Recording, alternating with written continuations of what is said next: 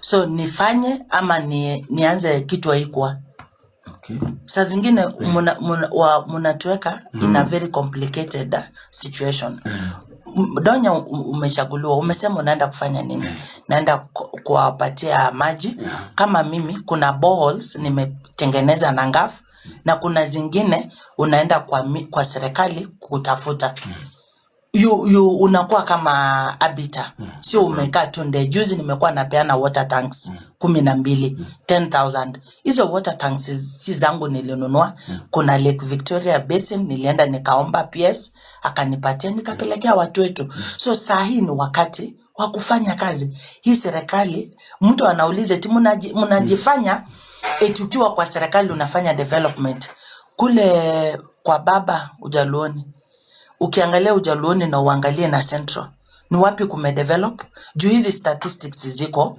Wao Central kwa water connectivity wako between 89 to 90, around 92. Ukikuja kwetu Kisii kwa water connectivity tunakuwa between 28 and 32. Imagine. Sasa ukienda Nyanza yenyewe tuseme Migori nini huko inaweza kuwa between 20 and 25. Somehow they've been politicking a lot. Sasa unapata kukuja kutafuta serikali kusaidia, unaona hata staki hiyo serikali. So mimi kwa sababu contract na watu wangu inaisha 2027, hawajaniambia nisifanye development. Ile siku wataniambia Donya hatutaki ufanye maendeleo, basi nitaingia kwa siasa ya one term na two term. But saa hii serikali iko na maziwa, wacha tufanye nini? Tuiombe hii maziwa. Mruto unasikia? Serikali iko na maziwa. Bas.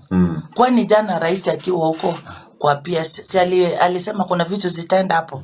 Rais akiwa kwa matanga ya mjumbe rafiki yetu si aliwaambia atawapatia ile barabara. Sasa wakati mimi atakuja Kisii nitamwambia mimi ni foot soldier wako. Hapa kwangu penye nimeoleka Bonchari, hata mimi wa mama wakipata soko nitafurahia. Hiyo ndio negotiation.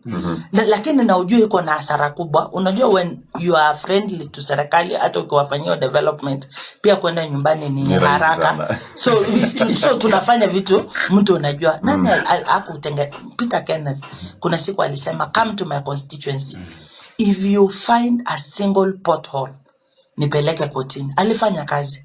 Raphael Tuju kule Rarieda alifanya kazi, lakini juu alipinga alienda nyumbani. So saa zingine wewe fanya juu, after all pia hata nikitoka hapa Atea Philip sini naenda nyumbani.